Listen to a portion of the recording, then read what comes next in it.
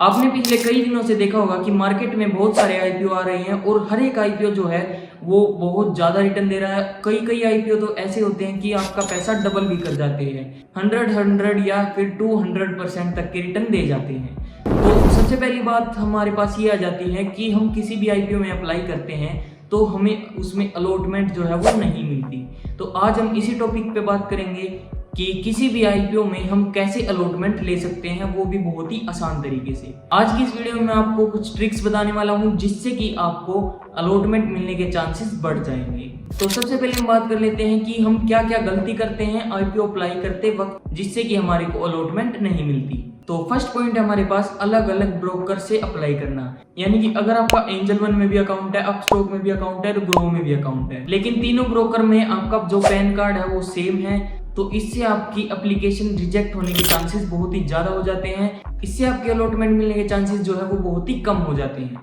इससे अच्छा आप ऐसे अप्लाई कर सकते हो कि अगर आपकी फैमिली में 5 मेंबर्स हैं तो आप 5 अलग अलग डीमेट अकाउंट खुलवाकर उनसे अप्लाई कर दे। उसमें जो है उनके पैन कार्ड जो है वो चेंज हो जाएंगे और अलॉटमेंट मिलने के चांसेस जो है वो बहुत ही ज्यादा बढ़ जाएंगे। तो सेकंड पॉइंट है कि अगर आप किसी भी आईपीओ में अप्लाई करते हो तो उसमें अगर आप यूपीआई मैंडेट से पेमेंट करते हो तो आपका जो फंड है वो ब्लॉक हो जाता है, और अगर आप उस ब्लॉक फंड में से भी कुछ पैसा यूज कर लेते हो तो आपके अलॉटमेंट मिलने के चांसेस बहुत ही कम हो जाते हैं। और अगर आप यूपीआई से पेमेंट करते हो तो आपको इस बात का भी ध्यान रखना पड़ेगा कि जो नेम आपका डीमेट अकाउंट में है वही नेम आपका बैंक अकाउंट में होना चाहिए। यानी कि अगर आपका नाम है अजय कुमार तो आपका बैंक अकाउंट में भी नेम अजय कुमार होना चाहिए। अगर बैंक अकाउंट में अजय होगा और डीमेट अकाउंट में अजय कुमार होगा तो आपके एप्लीकेशन रिजेक्ट होने के चांसेस बढ़ जाएं। थर्ड पॉइंट की हम बात कर लेते हैं कि अगर कोई भी आईपीओ आता है तो हमें सबसे पहले उसकी फंडामेंटल एनालिसिस करनी चाहिए, उसकी फाइनेंशियल रेशियोज देखनी चाहिए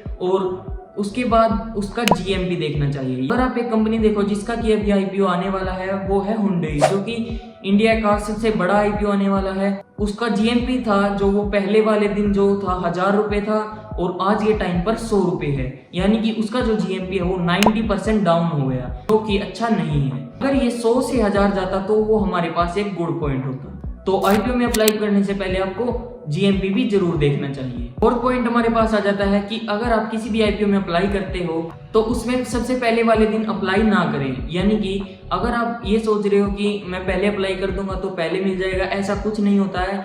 इसमें आपको आईपीओ का सब्सक्रिप्शन स्टेटस देख के ही बिड लगानी है। अगर आईपीओ जो है वो ओवर सब्सक्राइब होता है तो आपको जो है उसमें लिस्टिंग गेन के चांसेस बढ़ जाते हैं। तो अब हम बात कर लेते हैं लास्ट एंड फाइनल पॉइंट की कि अगर आप किसी भी आईपीओ में अप्लाई करते हो तो उसमें 2 बैंड होते हैं, एक लोअर बैंड एक हायर बैंड। तो आपको हमेशा हायर बैंड में अप्लाई करना है। अगर आप लोअर बैंड में अप्लाई करते हो कि इसमें मेरे पैसे कम लगेंगे तो वो आपकी बहुत ही बड़ी गलती होगी, क्योंकि उसमें आपको अलॉटमेंट मिलने के चांसेस जो है वो बहुत ही कम हो जाते हैं। और एक बात का ध्यान जरूर रख लेना आईपीओ में इन्वेस्ट करने से पहले कि अगर आप मार्केट सेंटीमेंट को देखते हो, अगर मार्केट सेंटीमेंट बुलिश है तो आपको आईपीओ में लिस्टिंग गेन मिलने के चांसेस बहुत ही ज्यादा हो जाते हैं। लेकिन अगर मार्केट सेंटीमेंट बियरिश है तो उसमें आपको लिस्टिंग गेन मिलने के चांसेस जो बहुत ही कम हो जाते हैं। तो आज की इस वीडियो में मैंने आपको अलॉटमेंट के बारे में बताया कि किस तरीके से आप अपने अलॉटमेंट मिलने के चांसेस बढ़ा सकते हो।